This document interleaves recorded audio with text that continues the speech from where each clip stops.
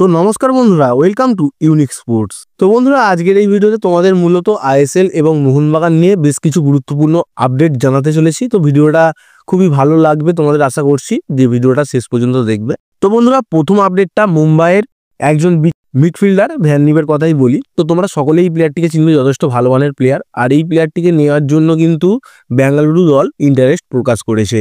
আর বন্ধুরা, আইএসএল এ ভ্যান নিভ যতদিনই খেলেছেন ততদিন কিন্তু তার দুর্দান্ত লেভেলের পারফরমেন্স আমরা দেখতে পেয়েছি।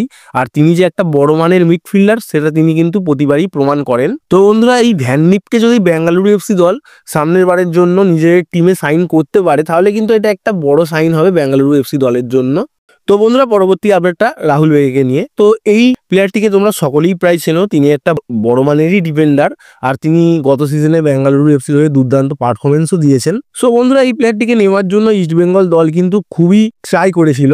আর ইস্টবেঙ্গল চাইছিল যে ঘরের ছেলেকে আবারও ঘরে ফিরিয়ে আনতে, বাট কোনো মতে সম্ভব হয়নি। কারণ রাহুল বেগে ইস্টবেঙ্গলে যাওয়ার জন্য প্রস্তুত থাকলেও বেঙ্গালুরু এফসি কিন্তু ইস্টবেঙ্গলের দেওয়া ট্রান্সফার ফিটা পুরোপুরি রিজেক্ট করে দিয়েছে। এবার ব্যাপারটা একটুখানি অন্যরকম হয়ে গেছে, কারণ রাহুল বেগে নিজের ইচ্ছায় কিন্তু বেঙ্গালুরু এফসি দল ছেড়ে যেতে পারবে না। তার মূল কারণটা হচ্ছে বেঙ্গালুরুর সঙ্গে তার এখনো 1 বছরের চুক্তি রয়েছে।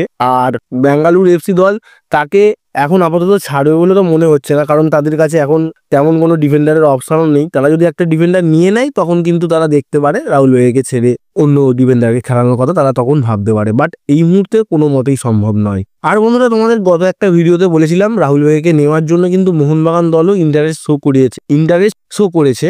আর বন্ধুরা, যদি মোহনবাগান দল কোনো ক্রমে যদি রাহুল বেগেকে নিতে পারে, তাহলে কিন্তু তাদের জন্য খুবই সুবিধা হবে। তার মূল কারণটা হচ্ছে তারা একটা ব্যাকআপ প্লেয়ার পেয়ে যাবে আশিস রায়ের, এবং তাছাড়াও রাহুল বেগে যেহেতু দুর্দান্ত মানের ডিফেন্স করেন, সেহেতু ডিফেন্ডারের একটা অপশানও মোহনবাগানের কাছে বেড়ে যাবে। সো যদি রাহুল বেগেকে নিতে পারে তখন কিন্তু মোহনবাগানের কাছে এটা একটা বড় সাইনিংই হবে দলে আসে। তো বন্ধুরা, আমরা আগে থেকেই দেখে এসেছি যে ইস্টবেঙ্গল আর মোহনবাগানের মধ্যে প্লেয়ার নিয়ে লড়াই চলে। তো এইবারেও ঠিক সেমই রাহুল বেগেকে নিয়ে লড়াই চলছে। দুটো টিমের মধ্যে কোন টিম নেবে বা কোন টিম হেরে যাবে সেইটা তোমরা পরবর্তীকালেই জানতে পারবে।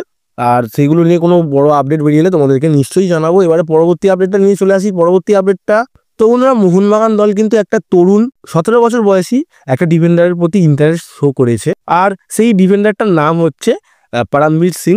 আর তিনি কিন্তু পাঞ্জাবের হয়েই খেলতেন। তো বন্ধুরা, আগের বারে এই প্লেয়ারটিকে কিন্তু পাঞ্জাব দল আন্ডার-18 দল থেকে তুলে এনে তাদের আইএসএল টিমে কিন্তু খেলিয়েছেন, এবং সেই প্লেয়ারটি কিন্তু যথেষ্ট ভালো মানের পারফরমেন্সও দিয়েছে।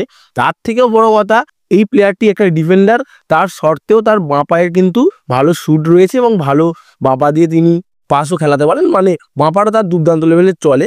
আর আমাদের ইন্ডিয়াতে কোনো ডিফেন্ডারের বাঁ পায়ের শুট আছে তেমন ডিফেন্ডার পাওয়া কিন্তু খুবই চাপের। তো বন্ধুরা, এই পরমবীর প্লেয়ারটি কিন্তু একদমই অল্প বয়সী, মাত্র 17 বছর বয়স, এবং তার অনেক ভবিষ্যৎ পড়ে রয়েছে। সো এইরকম একটা তরুণ প্রতিভাশীল প্লেয়ারকে যদি মোহনবাগান দল তাদের টিমে আনতে পারে, তাহলে কিন্তু মোহনবাগানের ভবিষ্যতের জন্য অনেকটা একটা ভালো বিষয় হয়ে দাঁড়াবে। তো বন্ধুরা, পরবর্তী আপডেটটা মোহনবাগান দলের নতুন একজন বিদেশি প্লেয়ারকে নিয়ে। তো বন্ধুরা, তোমরা সকলেই জানবে যে মোহনবাগান দল সামনের বারের জন্য কিন্তু একটা বিদেশি মিডফিল্ড বলো, সিডিএম বলো বা সেন্টার অ্যাটাকিং মিডফিল্ড বলো, মেন কথা হচ্ছে গ্রেগ স্টুয়ার্টের একটা বিকল্প বিদেশি মিডফিল্ডার খুঁজছে। তো বন্ধুরা, যা খবর পাওয়া যাচ্ছে যে মলিনা তার একটা পছন্দের মিডফিল্ডারকে হয়তো মোহনবাগান টিমে আনতে পারে। আর এটা যেদিন শিওর হয়ে যাব সেদিনকে তোমাদেরকে নিশ্চয়ই জানিয়ে দেবো। কিন্তু এইটুখানি বলতে পারি যে মোহনবাগান ফ্যানদের জন্য একটা চমক আসতে চলেছে। আর মলিনার চয়েস করা প্লেয়ারগুলো কিন্তু যথেষ্টই ভালো মানের প্লেয়ার হয়। আর এইগুলো নিয়ে কোনো ইম্পর্টেন্ট আপডেট বেরিয়ে এলে তোমাদেরকে নিশ্চয়ই জানাবো। আর আজকের ভিডিওটা এতটুকুই।